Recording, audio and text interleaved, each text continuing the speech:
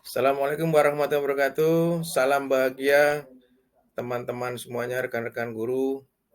Kita kembali lagi belajar bagaimana membuat strategi penerapan kurikulum merdeka di dalam kelas yang akan kita ajar.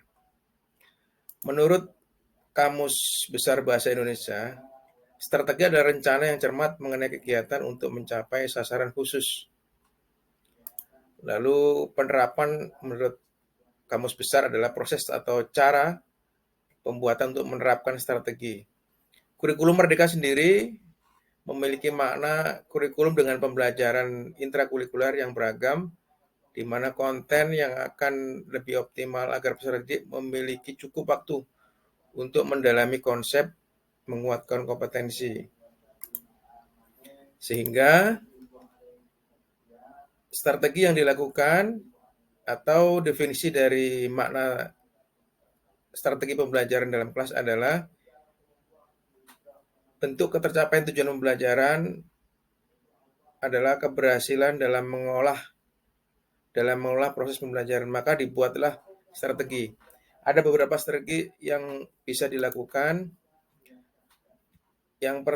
Strategi yang pertama adalah kita harus menyusun modul, lalu membuat kesepakatan di kelas, melakukan assessment, yang terakhir adalah melakukan refleksi. Empat langkah tersebut tentu harus memperhatikan juga dan bekerja sama dengan guru-guru, terutama guru BK, untuk mengetahui model atau karakter pembelajaran di kelas.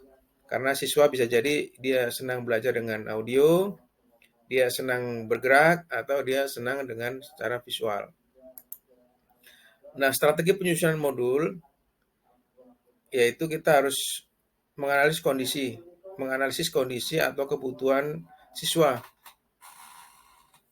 Karena kebutuhan siswa itu dalam menangkap sebuah materi berbeda, maka kita harus bisa menganalisis dulu. Yang kedua adalah mengidentifikasi dimensi profil pelajar Pancasila. Ada 6 dimensi itu, profil mana yang bisa masuk ke dalam profil pelajar Pancasila.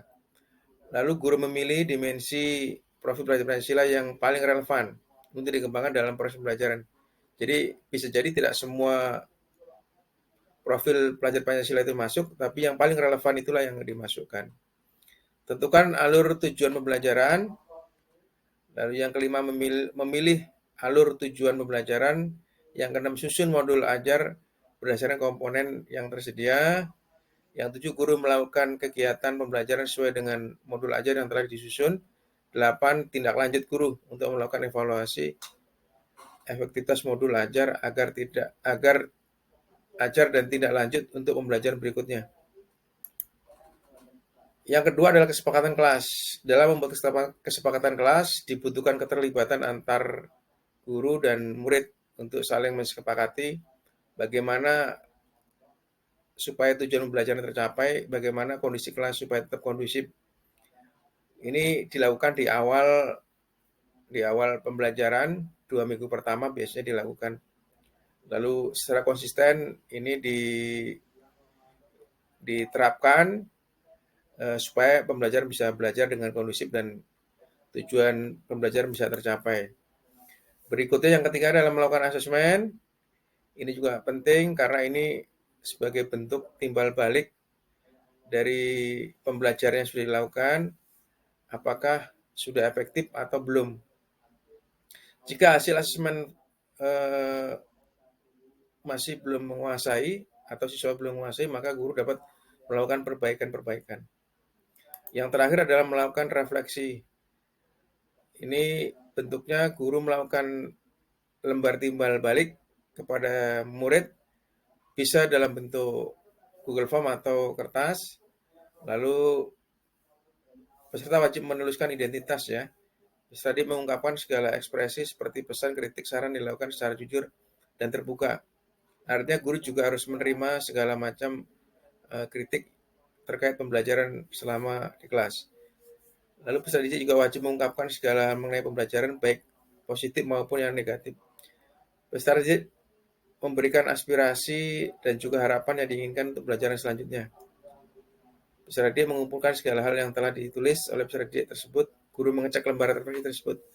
Jadi ada 4 tahapan penerapan pembelajaran di kelas, penerapan kurikulum merdeka di kelas supaya berjalan dengan efektif.